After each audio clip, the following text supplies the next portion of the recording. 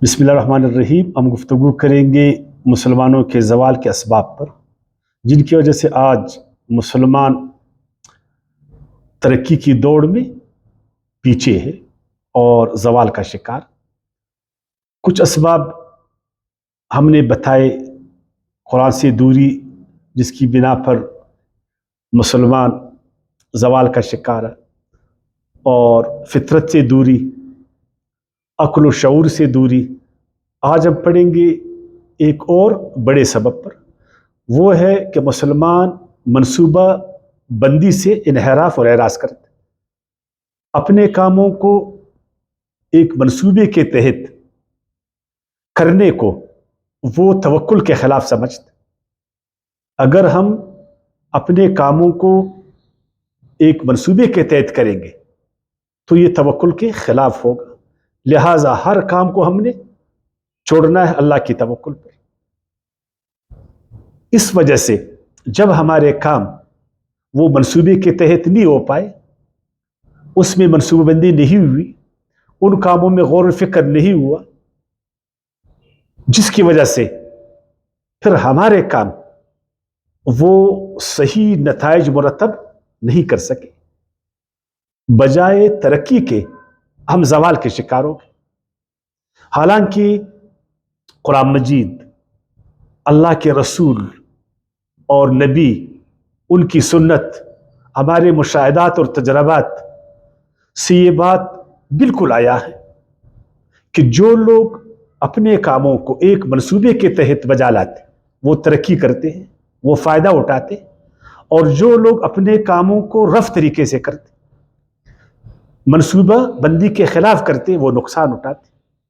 بلکہ قرآن مجید نے تو مسلمانوں کو تاکید کی ہے کہ اپنے کاموں کو باقاعدہ منصوبے کے تحت بجا لاؤ۔ سورہ نحل کی آیات 92 میں اس عورت کی مثال اللہ ہمیں بتاتا جو سوت کاٹے پھر اس کے بعد اپنے ہاتھوں سے ان کو ٹکڑے ٹکڑے کر دے۔ وَلَا تَكُونُوا كَالَّتِي، اے ایمان والے مت بنو اس عورت کی طرح، نقضت غزلها، جس نے توڑ ڈالا اپنا سوت، من بعد قوت الانکاس، بننے کے بعد ریزہ ریزہ کرتے۔ ہم بھی اسی طرح کرتے، کاموں کو بغیر منصوبے کے کرتے، پھر وہ کام جب ان کی غلطیاں سامنے، پھر ان کو ہم ٹکڑے ٹکڑے کر دیتے۔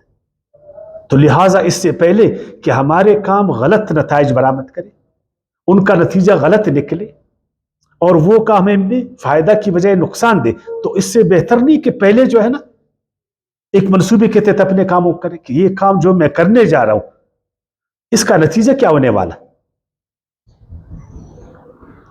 شہد کی مکھیوں کے بارے میں اللہ تعالیٰ نے فرمایا، باقاعدہ سورت کا نام سورہ نحل رکھا، اس لیے کہ شہد کی مکھیاں ایک پلان کے ساتھ کام کرتے، ایک منصوبے کے ساتھ کام کرتے، پھر اس منصوبے کی وجہ سے ہمیں شہد ملتی۔ وَأَوْحَىٰ رَبُّكَ إِلَى النَّحْلِ أَنِ اتَّخِذِي مِنَ الْجِبَالِ بُيُوتًا وَمِنَ الشَّجَرِ مِمَّا يَعْرِشُونَ۔ آپ پڑھ لیں سورہ نحل کی آیات 68۔ باقاعدہ اللہ تعالیٰ نے قرآن میں جو ہے نا اس چیز کو بیان فرمایا۔ اور وہ جو چیونٹی تھے، حضرت سلیمان علیہ السلام اپنے لشکروں کے ساتھ جو جا رہے تھے، تو چیونٹیوں نے ایک دیکھا کہ اگر حضرت سلیمان اپنے لشکروں کے ساتھ، ایسا نہ ہو کہ ہمارے ہاں سے گزرے اور ہمیں رون ڈالے، تو چیونٹی نے جو ان کا جو بھی، تو انہوں نے باقی چیونٹیوں کو کہا کہ اپنے اپنے بلوں میں جو ہے نا گھس جاؤ۔ اللہ نے اس چیز کو قرآن میں درج کیا اور باقاعدہ اس سورت کا نام نمل رکھا، چیونٹی والی سورت، کہ دیکھو یہ ہے چیونٹی جس نے حضرت سلیمان کے لشکروں سے جو باقی چیونٹی ہے اس کو اس نے بچایا۔ اگر وہ اس وقت اس چیز کو یوں ہی چھوڑ دیتا تو اتنا بڑا نام اس کو مل جاتا۔ سورہ نمل کی آیت 18 میں جا کر پڑھ لیں، قالت نملۃ یا ایھا النمل ادخلوا مساکنکم لا یحطمنکم سلیمان وجنودہ، اپنے اپنے بلوں میں گھس جاؤ، ایسا نہ ہو کہ سلیمان اپنے لشکروں کے ساتھ بے خبری میں تمہیں رون نہ ڈالے۔ یوسف علیہ السلام کے حوالے سے، یوسف علیہ السلام اس کا واقعہ تو ہر مسلمان جانتے، وہ توکل کو جانتا تھا. اللہ کے نبی کیا وہ توکل کو نہیں جانتے؟ لیکن اس نے خواب کا جو تعبیر کی، 7 سال مسلسل وہ بارشیں ہوئیں گی، آبادی ہوگی، بہت سارا فصل اناج تمہیں ملے گا، پھر 7 سال قحط کے آئیں گے، لہذا تم نے یہ جو آبادی والے 7 سال ہیں اپنے ان غلوں کو تم نے سٹور کرنا ہے، خود بھی کھانا ہے، دوسروں کو بھی کھلانا، اور کچھ آپ نے بچت کرنا، تاکہ جو دوسرے قحط کے جو سال آ رہے ہیں اس میں تم کو مشکلات نہیں پہنچے، ان مشکلات سے تم بچے ہوئے. یہ منصوبہ بندی نہیں ہے. اور کیا ہے؟ سورہ یوسف کی آیت 47 میں قال تزرعون 7 سنين دابا فما حصدتم فذروه في سنبله الا قليلا ما تاكلون ثم ياتي من بعد ذلك سبع شداد ياكلن ما قدمتم لهن الا قليلا مما تحصنون. اور آپ صلی اللہ علیہ وسلم کو باقاعدہ اللہ تعالیٰ نے فرمایا کہ جتنے امور دنیاوی تم نے انجام دینے ان کو باہمی مشورے سے طے کر لو. وشاورہم فی الامر، اے پیغمبر آپ نے مشورہ کرنا ہے صحابہ کرام سے. جتنے لوگ آئیں گے ہر ایک اپنے عقل سوچ سمجھ کے مطابق بات کرے گا تو وہ کام کا نتیجہ اچھا نکلے گا، اور اگر اس کام میں مشورہ نہیں ہوگا ہر ایک اپنے طریقے سے کرے گا اس کا نتیجہ غلط نکلے گا. ایک سورت کا نام باقاعدہ سورہ شورا ہے، 42ویں سورت کا نام، اس کے 38ویں آیت میں وَأَمْرُهُمْ شُورَى بَيْنَهُمْ، مسلمانوں کا شان بتایا گیا ہے کہ وہ اپنے معاملات کو تکے پر نہیں چلاتے، باہمی مشورے سے طے کرتے، ایک منصوبے کے تحت کام کرتے، رف کام نہیں کرتے، ہر کام مشورے سے، علم سے، عقل سے اور منصوبے کے ساتھ کرتے. آپ صلی اللہ علیہ وسلم نے جو ہجرت کی ایک منصوبے کے تحت کی.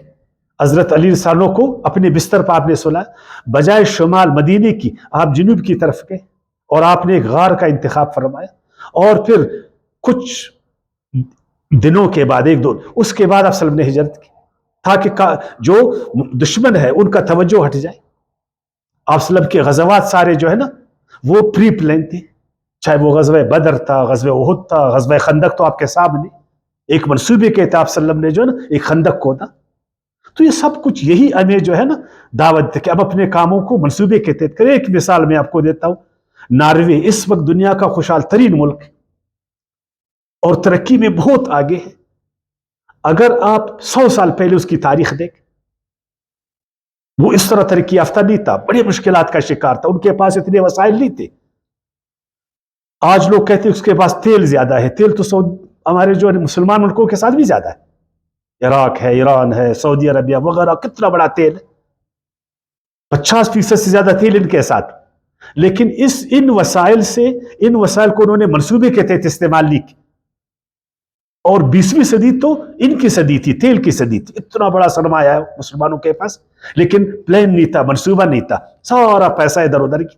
اور ناروے اس نے اپنے وسائل کو ایک منصوبے کے تحت استعمال کیا.